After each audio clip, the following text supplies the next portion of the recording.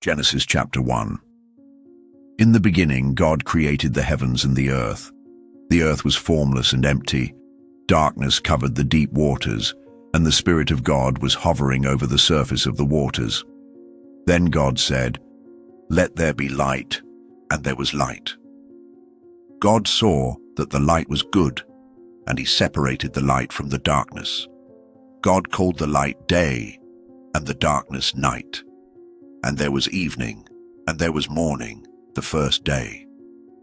Then God said, "Let there be a space between the waters to separate the waters of the heavens from the waters of the earth." And so it was. God made this space to separate the waters of the earth from the waters of the heavens. God called the space sky. And there was evening, and there was morning, the second day. Then God said, "Let the waters beneath the sky flow together into one place, so dry ground may appear." And so it was. God called the dry ground land, and the waters seas. And God saw that it was good. Then God said, "Let the land sprout with vegetation, every sort of seed-bearing plant, and trees that grow seed-bearing fruit. These seeds will then produce the kinds of plants and trees from which they came." And so it was. The land produced vegetation, all sorts of seed-bearing plants, and trees with seed-bearing fruit. Their seeds produced plants and trees of the same kind. And God saw that it was good. And there was evening, and there was morning, the third day. Then God said, "Let lights appear in the sky to separate the day from the night. Let them be signs to mark the seasons, days, and years. Let these lights shine down on the earth." And so it was. God made two great lights, the larger one to govern the day, and the smaller one to govern the night. He also made the stars. God set these lights in the sky to light the earth, to govern the day and night, and to separate the light from the darkness. And God saw that it was good. And there was evening, and there was morning, the fourth day. Then God said, "Let the waters swarm with fish and other life. Let the skies be filled with birds of every kind." So God created great sea creatures, and every living thing that scurries and swarms in the water, and every sort of bird, each producing offspring of the same kind. And God saw that it was good. Then God blessed them, saying, "Be fruitful and multiply. Let the fish fill the seas, and let the birds multiply on the earth." And there was evening, and there was morning, the fifth day. Then God said, "Let the earth produce every sort of animal, each producing offspring of the same kind, livestock, small animals that scurry along the ground, and wild animals." And so it was. God made all sorts of wild animals, livestock, and small animals, each able to produce offspring of the same kind. And God saw that it was good. Then God said, "Let us make human beings in our image, to be like us. They will reign over the fish in the sea, the birds in the sky, the livestock, all the wild animals on the earth, and the small animals that scurry along the ground." So God created human beings in his own image. In the image of God, he created them. Male and female, he created them. Then God blessed them and said, "Be fruitful and multiply. Fill the earth and govern it. Reign over the fish in the sea, the birds in the sky, and all the animals that scurry along the ground." Then God said, "Look, I have given you every seed-bearing plant throughout the earth, and all the fruit trees for your food. And I have given every green plant as food for all the wild animals, the birds in the sky, and the small animals that scurry along the ground, everything that has life." And so it was. Then God looked over all he had made, and he saw that it was very good. And there was evening, and there was morning, the sixth day. Chapter 2. Thus the heavens and the earth were completed in all their vast array. By the seventh day, God had finished the work he had been doing. So on the seventh day, he rested from all his work. Then God blessed the seventh day and made it holy, because on it he rested from all the work of creating that he had done. This is the account of the heavens and the earth when they were created, when the Lord God made the earth and the heavens. Now no shrub had yet appeared on the earth, and no plant had yet sprung up, for the Lord God had not sent rain on the earth, and there was no one to work the ground. But streams came up from the earth and watered the whole surface of the ground. Then the Lord God formed a man from the dust of the ground and breathed into his nostrils the breath of life, and the man became a living being. Now the Lord God had planted a garden in the east, in Eden, and there he put the man he had formed. Lord God made all kinds of trees grow out of the ground, trees that were pleasing to the eye and good for food. In the middle of the garden were the tree of life and the tree of the knowledge of good and evil. A river watering the garden flowed from Eden. From there, it was separated into 4 headwaters. The name of the first is the Pishon. It winds through the entire land of Havilah, where there is gold. The gold of that land is good. Aromatic resin and onyx are also there. The name of the second river is the Gihon. It winds through the entire land of Cush. The name of the third river is the Tigris. It runs along the east side of Asher. And the fourth river is the Euphrates. The Lord God took the man and put him in the Garden of Eden to work it and take care of it. And the Lord God commanded the man, "You are free to eat from any tree in the garden, but you must not eat from the tree of the knowledge of good and evil, for when you eat from it, you will certainly die." The Lord God said, "It is not good for the man to be alone. I will make a helper suitable for him." Now the Lord God had formed out of the ground all the wild animals and all the birds in the sky. He brought them to the man to see what he would name them, and whatever the man called each living creature, that was its name. So the man gave names to all the livestock, the birds in the sky, and all the wild animals. But for Adam, no suitable helper was found. So the Lord God caused the man to fall into a deep sleep. And while he was sleeping, he took one of the man's ribs, and then closed up the place with flesh. Then the Lord God made a woman from the rib he had taken out of the man, and he brought her to the man. The man said, "This is now bone of my bones and flesh of my flesh. She shall be called woman, for she was taken out of man. That is why a man leaves his father and mother, and is united to his wife, and they become one flesh." Adam and his wife were both naked, and they felt no shame. Chapter 3. The Fall.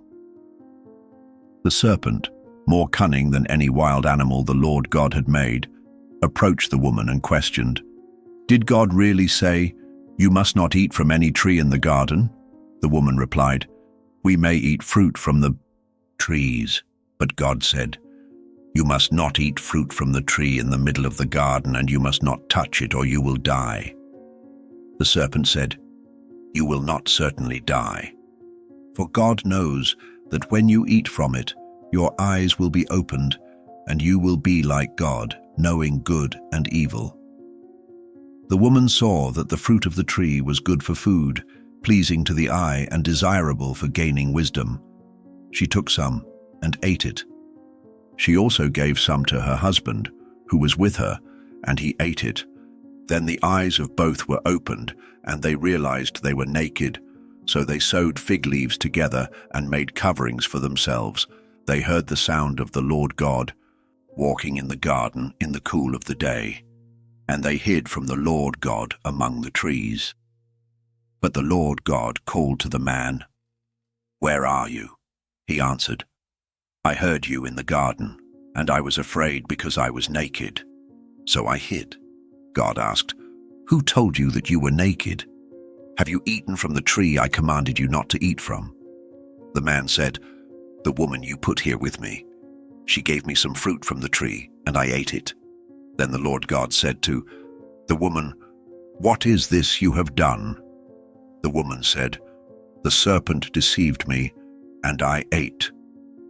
So the Lord God said to the serpent, "Because you have done this, cursed are you above all livestock and wild animals.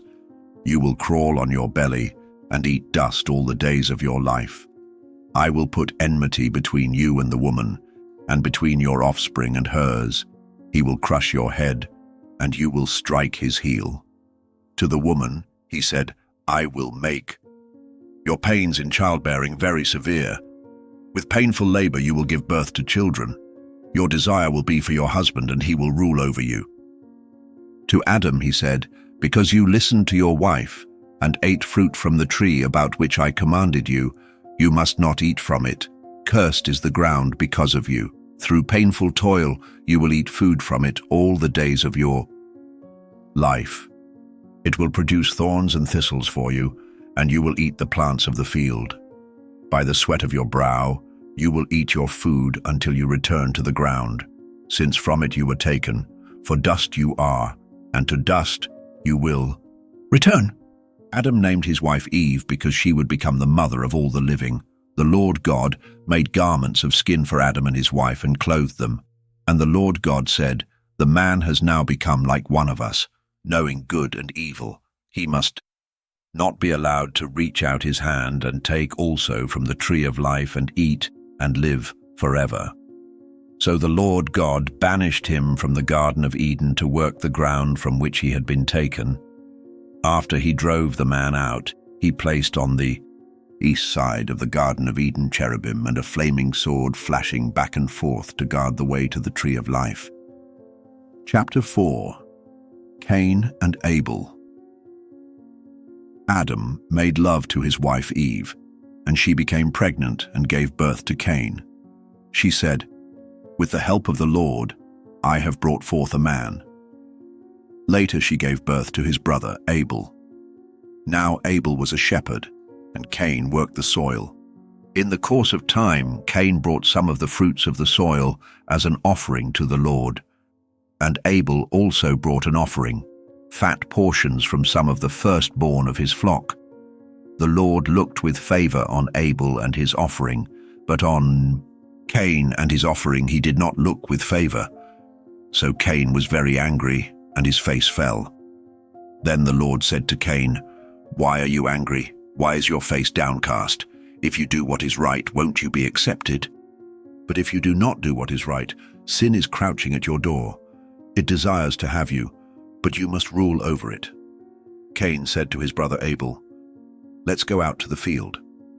And while they were in the field, Cain attacked his brother Abel and killed him. Then the Lord said to Cain, "Where is your brother Abel?" "I don't know," he replied. "Am I my brother's keeper?"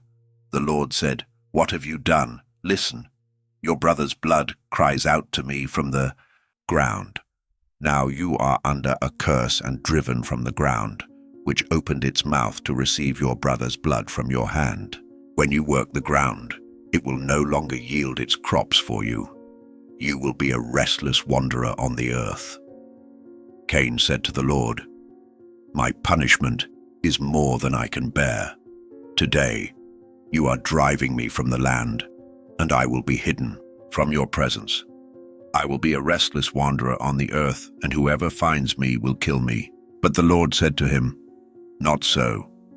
Anyone who kills Cain will suffer vengeance 7 times over." Then the Lord put a mark on Cain so that no one who found him would kill him.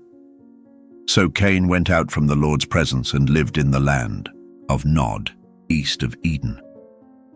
Cain made love to his wife, and she became pregnant and gave birth to Enoch. Cain was then building a city, and he named it after his son Enoch. To Enoch was born Irad, and Irad was the father of Mehujael, and Mehujael the father of Methushael, and Methushael the father of Lamech. Lamech married 2 women, one named Ada and the other Zillah. Ada gave birth to Jabal. He was the father of those who live in tents and raise livestock. His brother's name was Jubal. He was the father of all who play stringed instruments and flutes. Zillah also had a son, Tubal-Cain, who forged all kinds of tools out of bronze and iron. Tubal-Cain's sister was Naamah. Lamech said to his wives, Ada and Zillah, listen to me. Wives of Lamech, hear my words. I have killed a man for wounding me, a young man for striking me. If Cain is avenged 7 times, then Lamech 77 times. Adam made love to his wife again, and she gave birth to a son and named him Seth, saying, God has granted me another child in place of Abel since Cain killed him. Seth also had a son, and he named him Enosh. At that time, people began to call on the name of the Lord. Genesis chapter 5. The line of Adam. This is the written account of Adam's family line. When God created mankind, he made them in the likeness of God. He created them male and female and blessed them, and he named them mankind when they were created. When Adam had lived 130 years, he had a son in his own likeness, in his own image, and he named him Seth. After Seth was born, Adam lived 800 years and had other sons and daughters. Altogether, Adam lived a total of 930 years, and then he died. When Seth had lived 105 years, he became the father of Enosh. After he became the father of Enosh, Seth lived 807 years and had other sons and daughters. Altogether, Seth lived a total of 912 years, and then he died. When Enosh had lived 90 years, he became the father of Kenan. After he became the father of Kenan, Enosh lived 815 years and had other sons and daughters.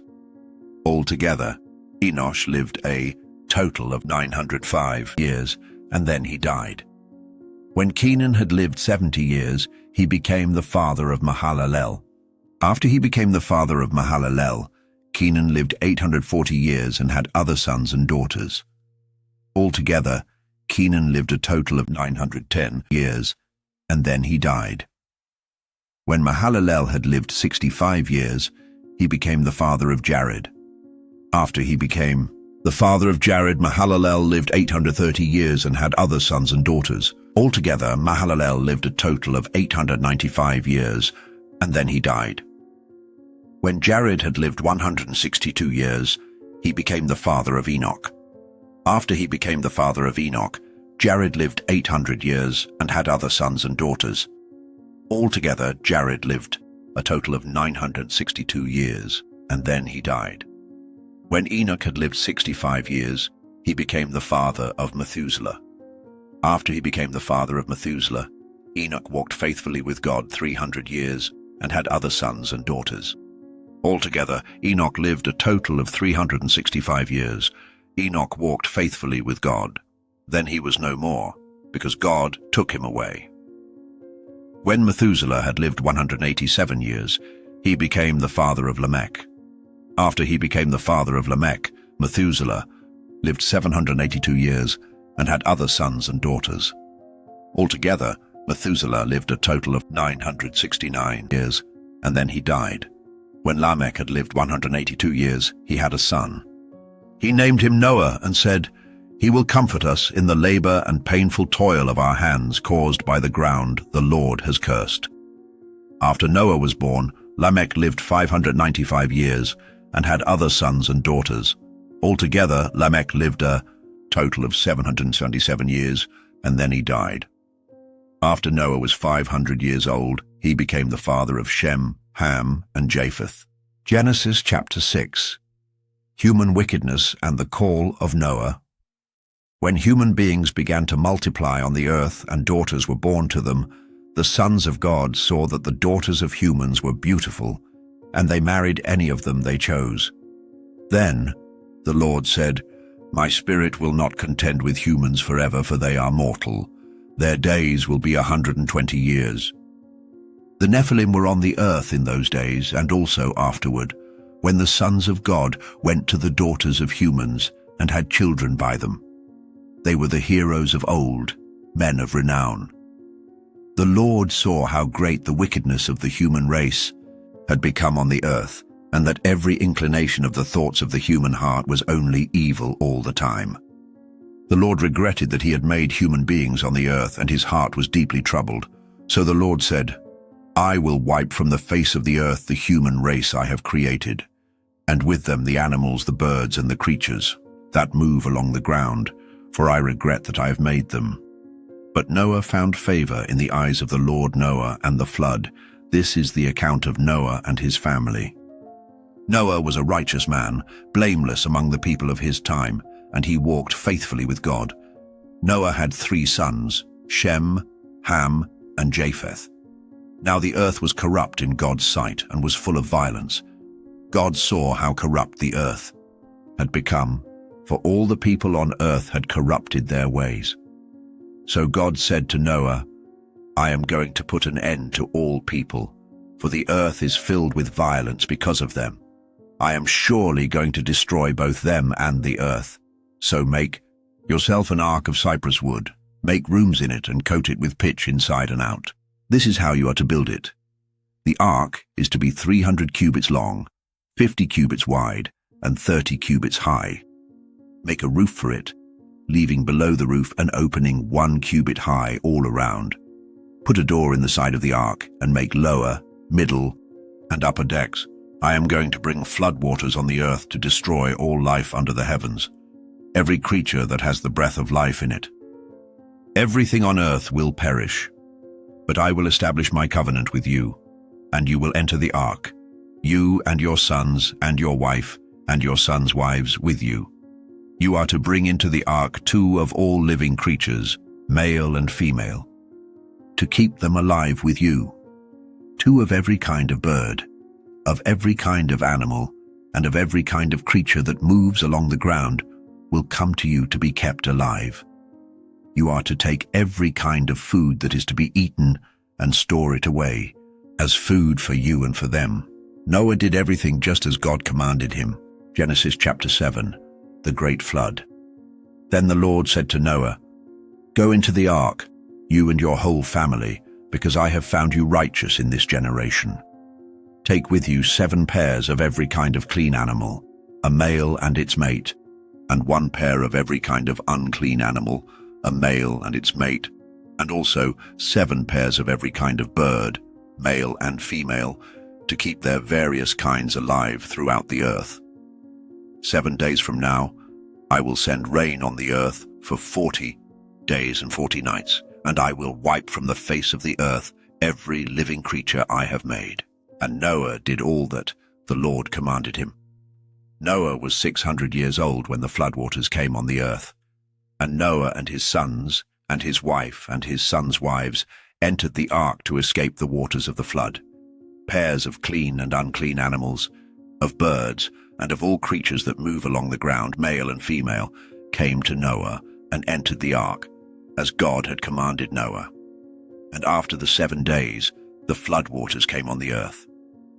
In the 600th year of Noah's life, on the 17th day of the 2nd month, on that day all the springs of the great deep burst forth, and the floodgates of the heavens were opened, and rain fell on the earth 40 days and 40 nights. On that very day, Noah and his sons, Shem, Ham, and Japheth, together with his wife and the wives of his 3 sons, entered the ark. They had with them every kind of wild animal according to its kind, all livestock according to their kinds, every creature that moves along the ground according to its kind, and every bird according to its kind, everything with wings. Pairs of all creatures that have the breath of life in them came to Noah and entered the ark. The animals going in were male and female of every living thing, as God had commanded Noah. Then the Lord shut him in. For 40 days the flood kept coming on the earth, and as the waters increased, they lifted the ark high above the earth. The waters rose and increased greatly on the earth, and the ark floated on the surface of the water. They rose greatly on the earth, and all the high mountains under the entire heavens were covered. The waters rose more than 15 cubits above the mountains and covered them. Every living thing that moved on land perished, birds, livestock, wild animals, all the creatures that swarm over the earth, and all mankind. Everything on dry land that had the breath of life in its nostrils died. Every living thing on the face of the earth was wiped out, people and animals and the creatures that move along the ground, and the birds were wiped from the earth. Only Noah was left, and those with him in the ark. The waters flooded the earth for 150 days. Genesis chapter 8. The flood recedes. But God remembered Noah and all the wild animals and the livestock that were with him in the ark, and he sent a wind over the earth, and the waters began to recede. Now the springs of the deep and the floodgates of the heavens had been closed, and the rain had stopped falling from the sky. The water receded steadily from the earth. At the end of the 150 days the water had gone down, and on the 17th day of the 7th month, the ark came to rest on the mountains of Ararat. The waters continued to recede until the 10th month, and on the first day of the 10th month, the tops of the mountains became visible. After 40 days, Noah opened a window he had made in the ark and sent out a raven, and it kept flying back and forth until the water had dried up from the earth. Then he sent out a dove to see if the water had receded from the surface of the ground. But the dove could find no place to set its feet, because there was still water over all the surface of the earth. So it returned to Noah in the ark. He reached out his hand and took the dove and brought it back to himself in the ark. He waited 7 more days and again sent out the dove from the ark. When the dove returned to him in the evening, there in its beak was a freshly plucked olive leaf. Then Noah knew that the water had receded from the earth. He waited 7 more days and sent the dove out again, but this time it did not return to him. By the first day of the 1st month of Noah's 601st year, the water had dried up from the earth. Noah then removed the covering from the ark and saw that the surface of the ground was dry. By the 27th day of the 2nd month, the earth was completely dry. Then God said to Noah, "Come out of the ark, you and your wife and your sons and their wives. Bring out every kind of living creature that is with you, the birds, the animals, and all the creatures that move along the ground, so they can multiply on the earth and be fruitful and increase in number on it." So Noah came out, together with his sons and his wife and his sons' wives. All the animals and all the creatures that move along the ground and all the birds, everything that moves on land, came out of the ark, one kind after another. Then Noah built an altar to the Lord, and taking some of all the clean animals and clean birds, he sacrificed burnt offerings on it. The Lord smelled the pleasing aroma and said in his heart, "Never again will I curse the ground because of humans, even though every inclination of the human heart is evil from childhood. And never again will I destroy all living creatures, as I have done. As long as the earth endures, seed time and harvest, cold and heat, summer and winter, day and night will never cease."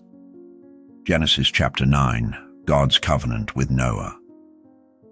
Then God blessed Noah and his sons, saying to them, "Be fruitful and multiply and fill the earth. The fear and dread of you will fall on all the beasts of the earth and on all the birds in the sky, on every creature that moves along the ground and on all the fish in the sea. They are given into your hands. Everything that lives and moves about will be food for you. Just as I gave you the green plants, I now give you everything. But you must not eat meat that has its lifeblood still in it. And for your lifeblood I will surely demand an accounting. I will demand an accounting from every animal. And from each human being too, I will demand an accounting for the life of another human being. Whoever sheds human blood, by humans shall their blood be shed. For in the image of God has God made mankind. As for you, be fruitful and increase in number, multiply on the earth and increase upon it." The covenant and the rainbow. Then God said to Noah and to his sons with him, "I now establish my covenant with you and with your descendants after you and with every living creature that was with you, the birds, the livestock, and all the wild animals, all those that came out of the ark with you, every living creature on earth. I establish my covenant with you Never again will all life be destroyed by the waters of a flood. Never again will there be a flood to destroy the earth. And God said, "This is the sign of the covenant I am making between me and you and every living creature with you, a covenant for all generations to come.